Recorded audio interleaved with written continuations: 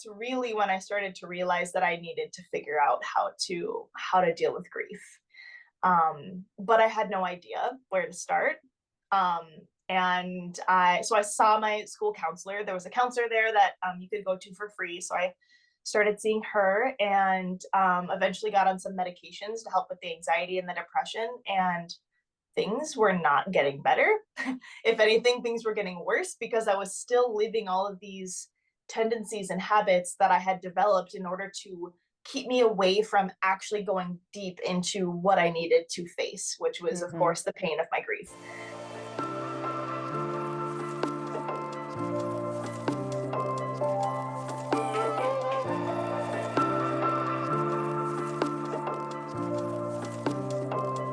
Hi there. I am really excited to have my next guest. She actually is a colleague working with me and the rest of us at the International Academy for Grief, Cami Thelander. And I want to welcome Cami. I just want to let everybody know a little bit about you before we dive right in and have a great conversation about all things grief. Yay! I always love to talk about grief. Yes, Thanks for don't we? Don't we? We're kind of those people. Yeah. yeah. So anyway, Cami has her bachelor's of science. She is a certified grief coach. She's actually an advanced certified grief coach, a certified yoga instructor. She is a death doula and a craniosacral therapy practitioner. So she's like really well-rounded when it comes to all things body, emotions, connecting all of that. And she is dedicated to holding the space for grief and loss. She has created a unique approach to grief that she calls, I love this, Embodied Grief Support, which combines grief coaching, her craniosacral therapy, and mindfulness practices for a body-centered, whole person approach to healing from loss. Grief activates the body's stress response and can cause a variety of physical symptoms, including fatigue, brain fog. All of us have experienced some kind of grief. We've had this body aches and pains and compromises the immune system. So Cami's Embodied Grief Support addresses the physical and the emotional aspects of stress, provides a safe space to process grief, and offers techniques to help self-regulate the nervous system in order to cope with waves of grief. She offers virtual grief coaching sessions and online yoga classes for accessible grief support, in addition to people that are local to her. She lives in Minnesota with some of her other craniosacral therapy, and someday I'm going to have you be doing that for me. So I'll have Cami's information in our show notes. But right now we're just going to dive in and have a great conversation. Okay, so welcome again. Thank you. Yeah, it was just like taking all that in from the introduction was honestly really cool. Like I don't often hear other people introducing me like that, and just to like really let it sink in, like this is what I do. Like look at me Yeah, out in the world. That was just, I had a little proud moment for myself there. Like it, actually doing this grief work is, yeah, feels really, really proud. well, and to just sit in that accomplishment. When we have gone through it at Cami, or I got to talk a little bit about the certification programs. But one of the things how we start in the certification programs is we start doing a little breathe exercise, because the coaching model is the breathe coaching model for grief. But then we go around the room and say, who you be today? Who's something that's, who are you? Not what you did, but who are you? And, it's so cool when you can just, right, sit in that and just go, wow, I'm doing good. I've got Yeah. I've got some great stuff going on inside of me and who I be. So, Hmm. well, thank you for being here. I guess my first question to you is, you've done so much, and the death doula and the craniosacral and all of that type of thing. What's your why? Why did you start really diving into all of this? Oh, well, I think all of these things found me. As I just kept going with my life in my own grief, I was seeking my own healing and stumbled upon all of these different modalities that I didn't even know were like helping me in my grief. Like I started with essential oils, and that was really like connecting with plants and allowing the healing medicine of plants to help calm me down, you know, from when I would have a big grief wave and not know how to handle it. It was like all of a sudden I just started finding all of these things that were supportive for me. So it just kind of expanded into these modalities, and craniosacral therapy being like the biggest one that was the most transformational for me at my point in my life when I found craniosacral therapy, and I literally stumbled into it. And then from there, I just kept finding things that felt more and more aligned. I was in school for craniosacral therapy, and a student there had told me that she was going to be starting a death doula training. So that was the first time that I heard about that. And I was like, oh, are you serious? Like, you can, that's a job? Like, you can get paid to like be with people while they die? Like, yes, please. I want to be that person. So it just kept unfolding. And I mean, that's how I found you and the grief coach school as well, was just these happenstances that just me being open and receptive to what was next for me led me to all of these different things that would support me in my journey. And then, of course, you know, be supportive for other people as well once I got the hang of it.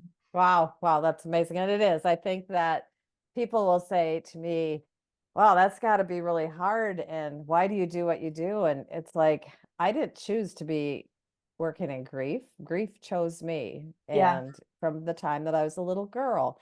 So can you, if you're willing to just share, when did you really step into that world of grief? How old were you and what were the circumstances of that? Yeah. Yeah. My grief started from a young age. Um, I feel like I grew up on grief in some levels. My parents had a rocky relationship that I witnessed at home with them growing up, and they divorced when I was 9. So there was, you know, it's just some conflict and separation that was happening in the household. And around that time as well, we lost our home to foreclosure. So Mm. right away, there were some non-death losses and grief that I was experiencing just within the household. And not long after my parents divorced, my dad was diagnosed with ALS.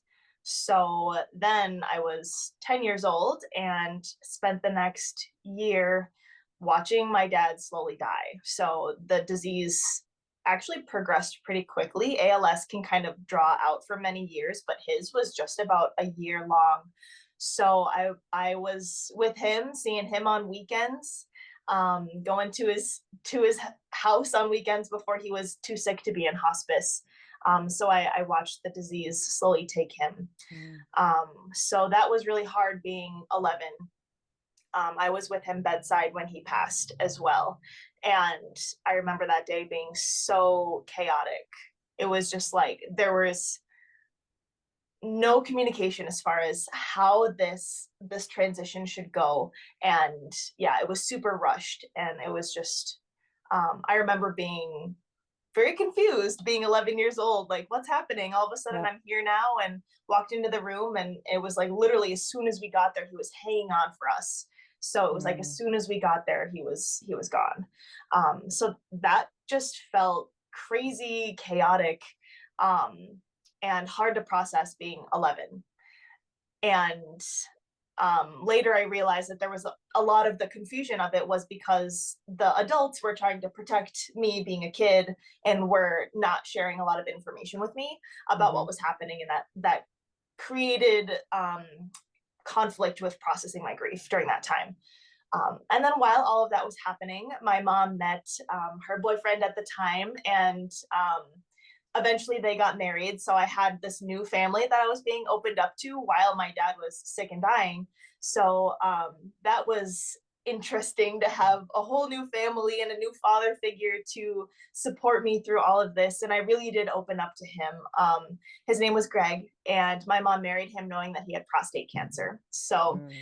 a good portion of my time with him was spent just knowing with this, fear in the back of my head that this person could very much be another temporary father figure in my life. So although I opened up to him and embraced him as my new dad, or this role of a dad in my life, I only had about 7 years with him. So he ended up passing from prostate cancer, and I was 15 years old. He was at home, and his death compared to my dad's death, I was there bedside with him too, was totally different. He had like the good death that you could say, of like surrounded by family. They had the communication ahead of time as far as how he wanted it to go, what prayers to be read, what songs to be played, all of that good stuff. So I saw a contrast with the dying process, but with both of my dads. So that's partially what made me so interested in being a death doula, is being there for that process. Yeah. Yeah. So I was 15 years old and had just gone through all of that, and really just wanted to be a kid. I didn't want to be thinking about this kind of a stuff, but my role had kind of been upgraded now to the oldest daughter. So I was taking care of my sister who was younger, and cleaning the house, grocery shopping, doing stuff like that, because my mom had just lost her husband. She was destroyed. We were all destroyed. So I just kind of picked up that responsibility, and yeah, I just did what I needed to do and focused on school, and went to college eventually. And next thing I know, I'm in college and I'm struggling with all kinds of issues like depression and anxiety and panic attacks. And I developed an eating disorder. I had a lot of other physical symptoms that were happening in my body. And I realized that this was all of these symptoms were because I was running away from my grief. I had no idea how to process it. It was like right after Greg died, I just jumped into this sense of responsibility and doing, action, go, go, go. Just need to get through school, just need to get to college. And then when I finally got to college, I was like, whoa, removed from the house and like in a new city. I had moved away and went to college. So I just kind of started really realizing what just happened. Like, Right. oh, I just felt like my life just sped through, since I was 9, really all the way up to, being 19, 18 or 19, going to college. So that's really when I started to realize that I needed to figure out how to deal with grief. But I had no idea where to start. And I saw my school counselor. There was a counselor there that you could go to for free. So I started seeing her, and eventually got on some medications to help with the anxiety and the depression, and things were not getting better. If anything, things were getting worse, because I was still living all of these tendencies and habits that I had developed in order to keep me away from actually going deep into what I needed to face, which was, of course, the pain of my grief and all of the losses that I had just experienced. So it took me a few more years after that until I really, I would say, hit my rock bottom with just physically and mentally feeling so ill and just getting worse and worse. And I remember deciding that I needed to do something about my stress, and went to a yoga class. And I was in this yoga class, and I was laying in Shavasana at the end of class, and I was bawling my eyes out. Like, I was like, holy crap. Like, all of a sudden my body just took that little piece of rest and just started dumping out all these things that I had been shoving in there for so long. That tsunami of grief, Yes. right? Wow. Yeah, it just flooded over me and started to move. And I realized, wow, I got to do more of this, because that was intense. And I feel better. I feel better after crying and moving and breathing and connecting with myself and feeling all of the things that I had been running away from. So that's really, I remember that moment was like, okay, I'm gonna start exploring more of this. And that just kind of snowballed into supplements and herbs to help with anxiety and depression, essential oils. And that eventually just snowballed into energy medicine and food as medicine and body work and yoga. So that was all happening while I was in college studying biology and playing outside. So Wow. And it was just like, well, that was an epiphany moment.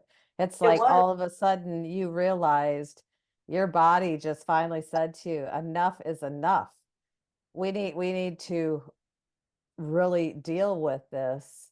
And oftentimes it takes that kind of a moment of, now what? Now what do I do? And you actually had the wisdom to say, okay, I need to explore. I need to explore what are all these different things so that you can touch your body. And that's the whole embodiment, right? You know, we know that the emotions, and if you go back to ancient Chinese philosophy and the five elements, which goes back thousands and thousands and thousands of years, you know, they learned that how emotions really impact our physical bodies. So, you know, the worrying, the stress, taking over, like misresponsibility, right? As a kid, Yeah. I need to be responsible. I got to clean the house. I got to help raise my little sister. I've got to take care of mom and protect mom. You know, all of those kind of things go right into the gut issues, right? And, you know, all of that. The grief into the lungs and all of that type of thing. So all of these things just really start showing up. And so eating Mhm. disorders, not uncommon, Yeah. you know, depression. That's where the grief, depression all settles in our lung energy. And so once we can start releasing that and unblocking those energy areas through healthy ways of dealing with it, movement, breathing, meditation, all of that, it's just like things shift so dramatically. Yeah. Yeah, absolutely. And luckily, I had a background learning about holistic healthcare because when Greg was sick with prostate cancer, we explored a lot of those healing modalities for him. So I had been introduced to a lot of those things from a young age. So it was natural for me to want to explore those things because I knew from that, from the symptoms in my body, that there was something else internally that needed to be, put into balance again. But I had assumed that it was like, oh, well, maybe it's my food, maybe it's an allergy, maybe it's all of these things that were outside of myself. I was still focusing externally, trying to find a solution because I was still not ready to go inward Right. until finally I was ready. And I was like, okay, here we go. Let's dive deep. Let's go in. And then all of those things were especially supportive, but they weren't effective unless I started that inward journey. And Right. that's the piece that's like the hard part that Yep. that none of us really know where to start with because it's just, yeah, it's a world of fear that we're stepping into with facing our grief and all the pain that we're holding on to. Well, and if you look at your story, I mean, you think about the layering and layering and layering upon layers of various kind of grief, you know. So it's the death of, well, it's watching someone, you know, the anticipatory grief of a chronic illness, Mm-hmm.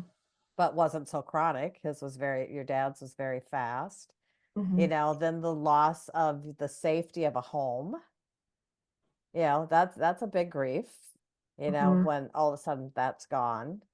Then you get into another relationship where you really, you know, are connecting, and then another physical loss, again, anticipatory grief on top of that.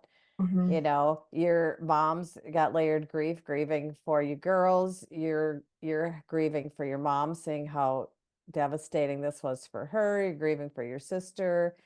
You know, we almost like forget about our own grief because we're Yeah. so busy taking care of everybody else and Mm-hmm. wanting to fix it and make it that way. And so all of that, and then going away, and then just getting away from the safety of family. There's a kind of an intentional abandonment there, but there's so much abandonment that you've experienced too that wasn't like you're being thrown away, but it was like all of a sudden these people are not in your lives, or this situation is not in your life anymore. And abandonment to me is a huge piece of a grief journey, you know. And we have to do some really deep work to get our arms around that, and then get to a point where we can reframe it into a way that's palatable, that we can, you know, live with. Right. Yeah. Right. And slowing down enough to recognize that those things are coming up too. Like even just talking about abandonment, I notice a lot of those challenges coming up in relationship with men Mhm. later in my life, and it's like if I wasn't aware of that, that deep belief from my inner child about this feeling of being abandoned, like I mean, I was not aware of that for many years, and it caused so many issues for me. And even now it's coming up again with grief in this holiday season with my partner now.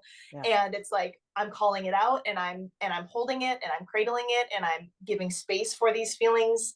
And by growing that awareness is allowing me to reframe that belief and to keep healing that inner child wound that does still feel abandoned on the inside.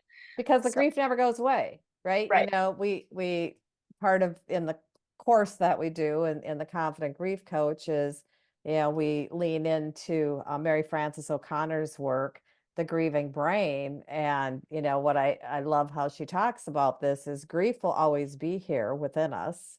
The grief doesn't go away because it's a loss. Mhm. But the way that we're grieving, the action, the active is what really changes over time. And the Right. more resilient we get, or sometimes it actually escalates a little bit more because some more layering or something's going to Mhm. trip us up. Like, the abandonment, like you said. And so then that's where, how are we dealing with those pieces? So um yeah, amazing. So part of what we wanted to talk about today is the Confident Grief Coach School, and creating some awareness. Cami is actually, full disclosure, is working with me and a couple of others who I lean into as the leadership of the International Academy for Grief, and to help really support me in ways that, we don't have all the skills of everything. And so she really is our engagement leader. She's the queen of engagement. She is so honest and embracing. You've started a Facebook group for grievers, and that is called what? The Embodied Grief Support group. Yep. And so you grew that in a very short period of time. I think I just saw you have quite a few members now in a very short period of time. Mm-hmm. Yeah, I think I started it just this summer, so 3 or 4 months ago, and I think we just reached 850-ish members. So there is a need. There's a There is a need. need, right? Yeah. And so Cami is getting out there and sharing some of her wisdom and that type of thing, and creating a space for people who are grieving. And she's also working with our team to help create a space because we want to encourage and invite people who are helping the grievers to have a safe space to come together, to collaborate, to support one another, because holding the space of grief for other people, we do it, and it's not like we carry it around because we've learned tools of not carrying around other people's grief, but it still is, you need to be healthy Mhm. and, keeping ourselves together. And also we may have clients that we might be questioning or struggling, like something's just not working here. And so this would be an opportunity for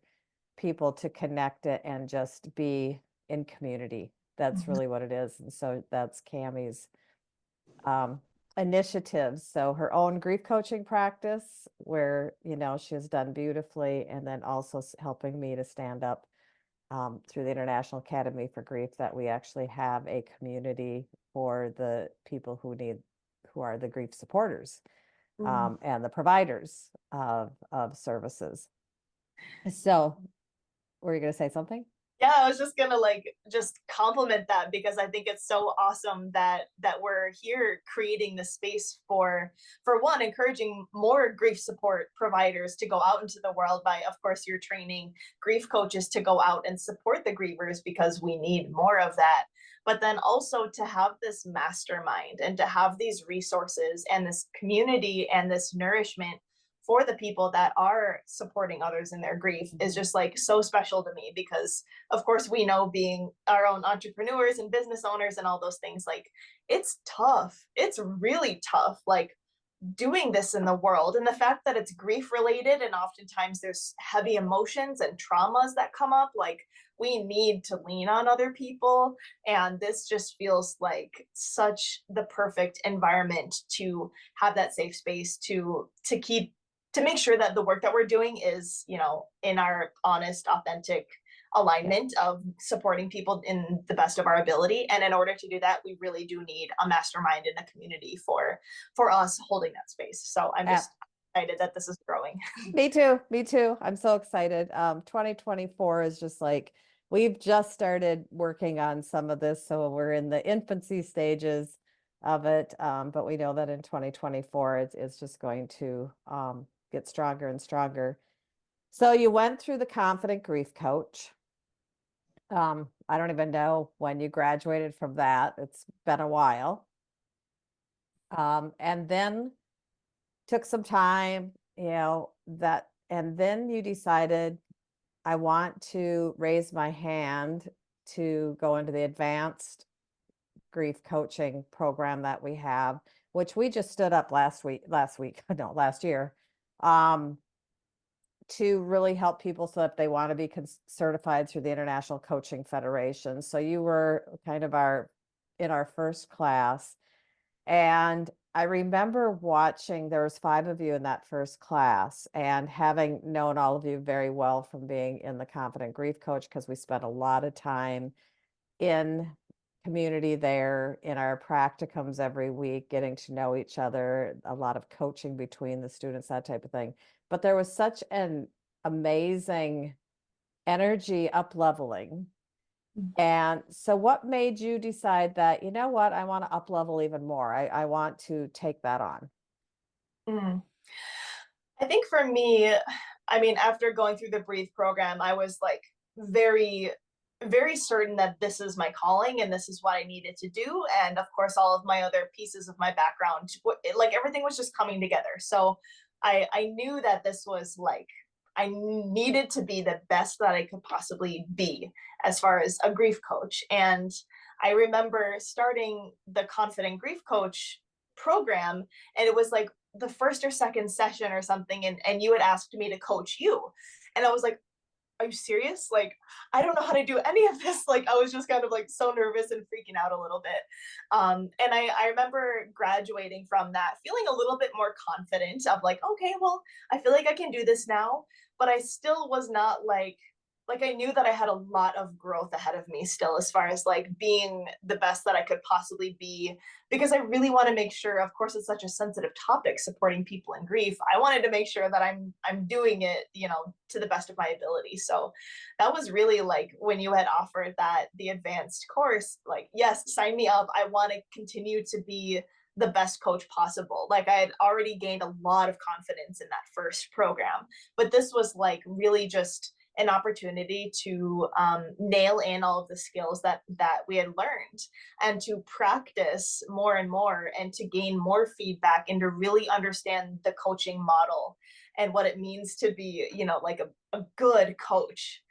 So that was so helpful for me, just with my confidence in going out there and supporting clients in the world. Like, no, I actually know what I'm doing. Like, I there's a structure to it. Like, I have this practice and these skills and this support, and I feel good about like showing up for people in this way. So I think I did need that extra course and that extra certification to gain that confidence and that up leveling, like you said, of like, here I am, world, like just Yep. ready to hold space for the grievers in a different way than already the confidence that the first program had provided me with. Yep. Yep. Truly the coaching skills, which is what we really focus on, is true coaching skills as defined by the um, International Coaching Federation, and the core competencies there. Because for me, I've been involved in that and been a certified through ICF for a long time, many, many, many years.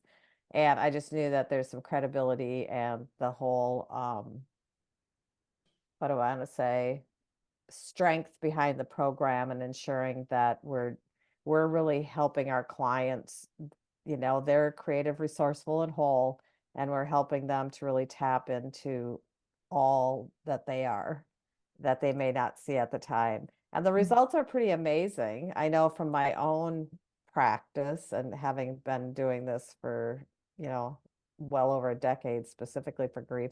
Talk to me a little bit about what you've seen in your own clients and some of the transformation that you've seen by them going through your program.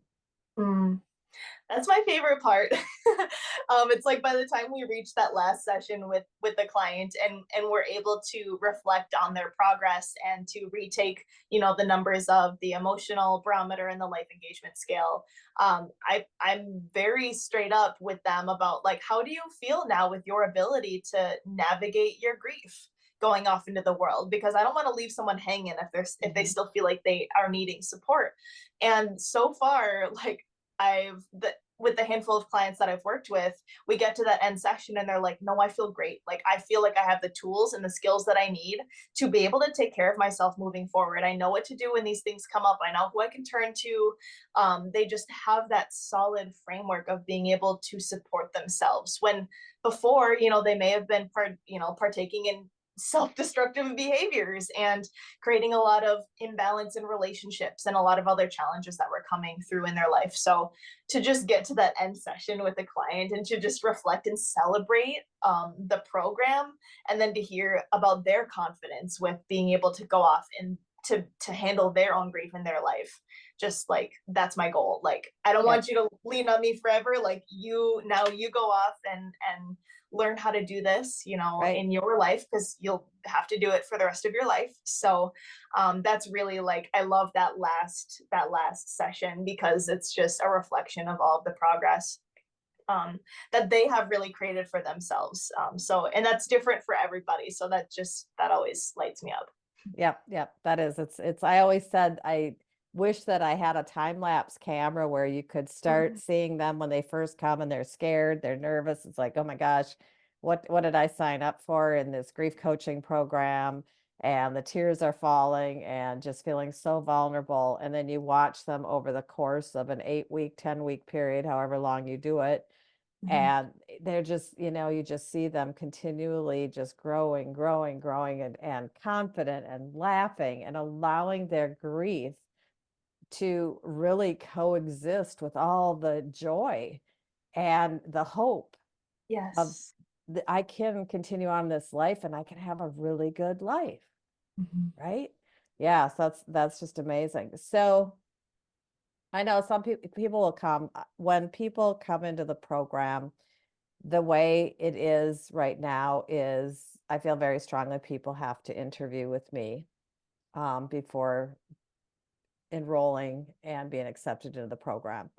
And that's usually a two-way street. I want to make sure that people can feel aligned with the energy I have and the energy my teachers have, that type of thing.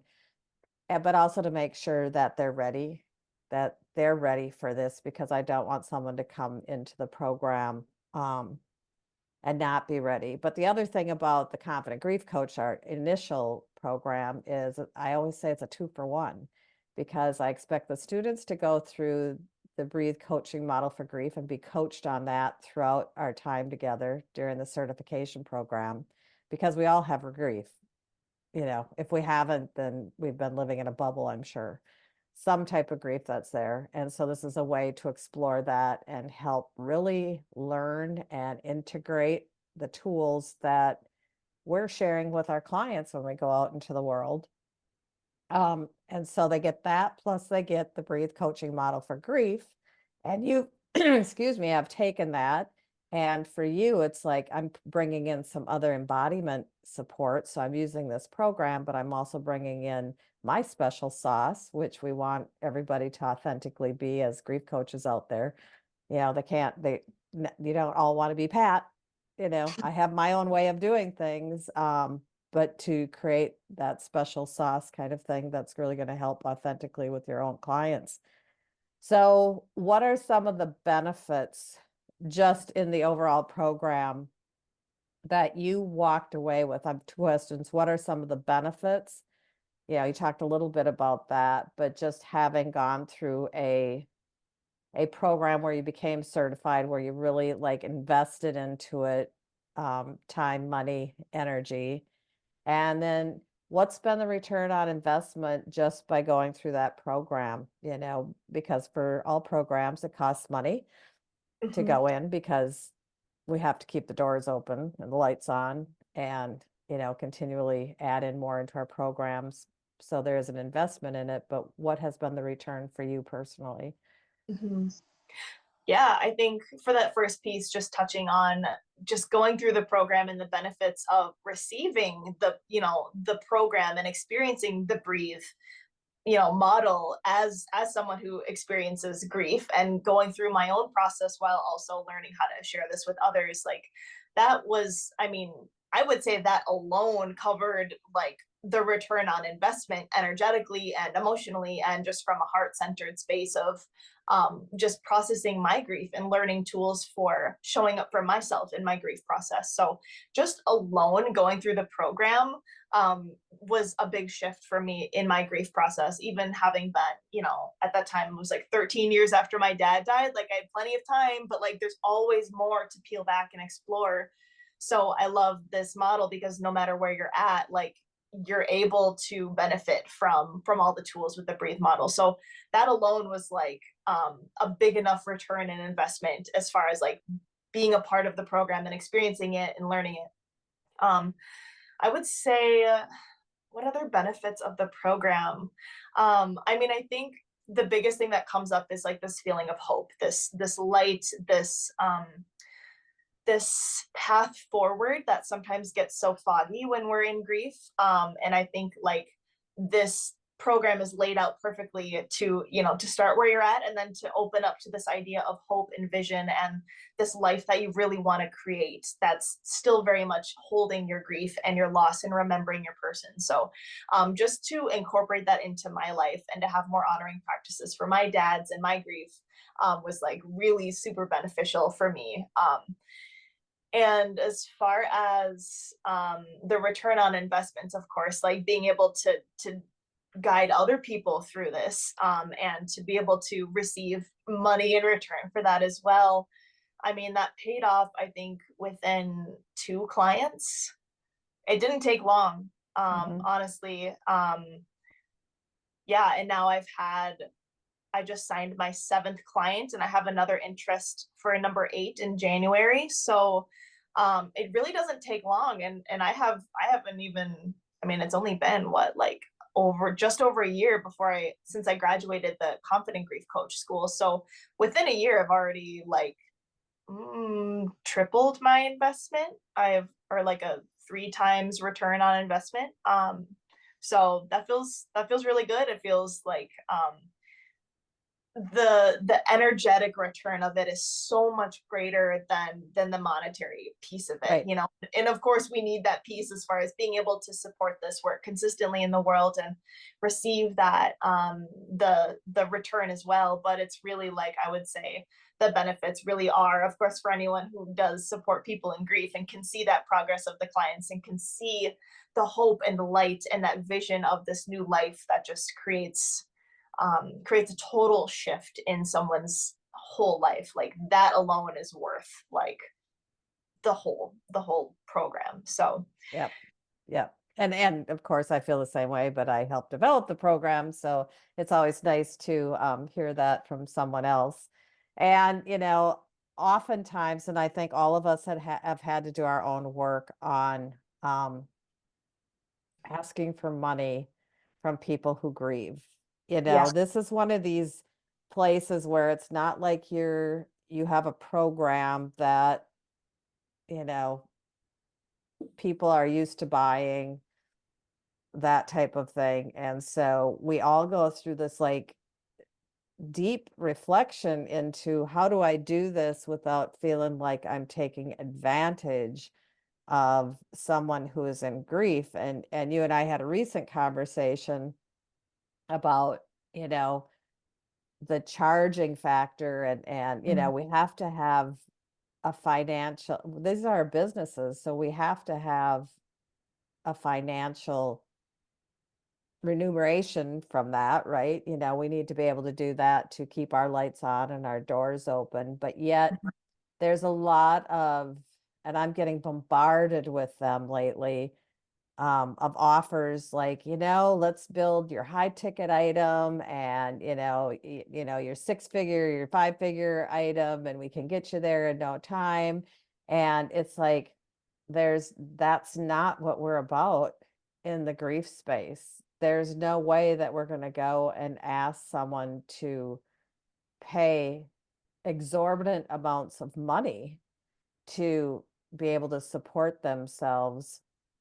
And I think honestly, how most people, I don't tell people how to charge because you bring your own special sauce and other things into it. But in reality, if we take a look at, I don't think that we want to really exchange dollars for hours, which is a typical model. Yeah, we're really here to help people help them transform their lives. And so it Yeah. really is about the outcome of it.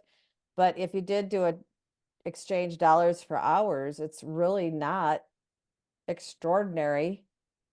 You would be paying your therapist that, you would be paying your chiropractor that, you'd be Mhm. paying your acupuncturist some, it's not like it's like, whoa, this is way too much money. And for people that are listening to this, if you're considering grief coaching, there is that piece of it, is to take a look at what is it that you're really looking for? You know, what's the worth to you to feel like you can continue moving down a path where you can have happiness and hope and even joy and a sense of purpose that you may not have right now in your grief, Yeah. because that's what you'll get when you're connecting with the Camis of the world who have been trained to do this. And to get all of that in, a 10-week program and all the tools and resources and that type of thing, like Cami said, she doesn't want people to be coming, you know, every week for the rest of their lives, because we're all about empowerment. Mhm. And that's why the confident grief coach, that's an energy. Confidence is an energy, and we want to flow that confidence to our clients. I Right. love that. And it's so hard to measure that worth. I've been struggling with, what do I charge for this program? I've had, some business coaches that are like, well, look at this transformation that you're providing people. You should be charging like way more because look at all of this change that you're helping someone with. And it's like, yes, however, like that's not going to do any good if nobody can afford it. Like, Right. so being able to just really make this accessible for people is important to me, and I think that can go into how you structure your program as well. So yeah, there's a lot to consider with that kind of stuff, but I mean, yeah, the transformation is just the abundance and the energetic wealth that you're receiving from going through something like that is, I think, like you can't put a price tag on it. Right. Right. And it's how much you put in. I mean, I'm going to be totally honest here too, is I've had people like, it's just like, oh, I just, I'm not going to make any money at coaching or, having this kind of a model. And it's like, but yes, you will. But the bottom line is you have to put yourself out there. So you and I, and our team, we're going to be creating more services so that we can really help people that are graduates of the program to stand up their businesses. I mean, I give a lot of that information, like everything that I use in my business, I give to you all to use, and, so that you can get set up. So you don't have to invest all kinds of money into websites and this thing and that thing, that you can really just start, helping people with that. But as we go into 2024, we're going to have more great tools and resources and classes and different things like that, so we can really help the people who are supporting the bereaved, because that's what we're all about. The vision for the International Academy for Grief is one that came to me in my mind about a month or two after my mom died, and it was to provide accessible and transformative healing for grieving families throughout the world. But we have to start in our own backyard. We have to start there, and to make it accessible. And that may be financially, it may be, partnering with people. It's just, there's a wide variety of how we can do that. So we just wanted to share that with all of you today too.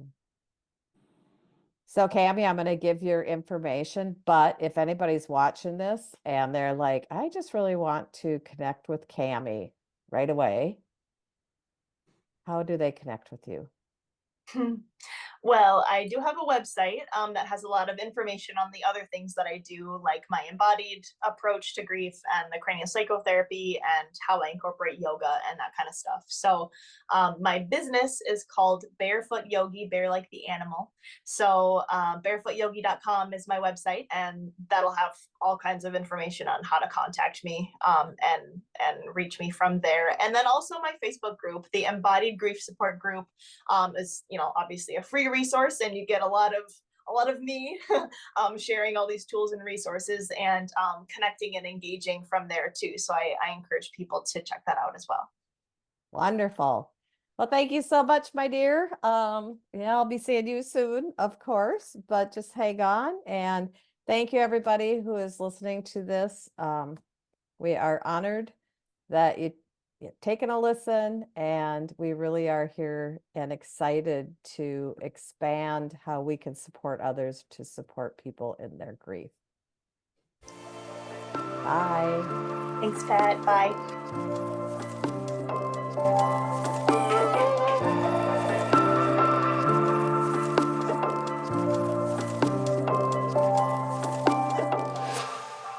Hi there. Thank you for stopping by our Healing Family Grief channel, where grief can transform into peace, purpose, and even joy. That is the intention. So as host of the Healing Family Grief channel, my goal is to provide insight, inspiration, and hope for people who are grieving a deep loss, or for the people who want to provide support for those who are struggling on their grief journey. If you like what you hear, please like us, give us a thumbs up, and subscribe to our channel to hear more. Also, feel free to share any episodes that you feel could be helpful to someone you know. For more information about the Confident Grief Coach School, or to find a grief coach, or perhaps to order one of my free ebooks, please check out our website at www.healingfamilygrief.com.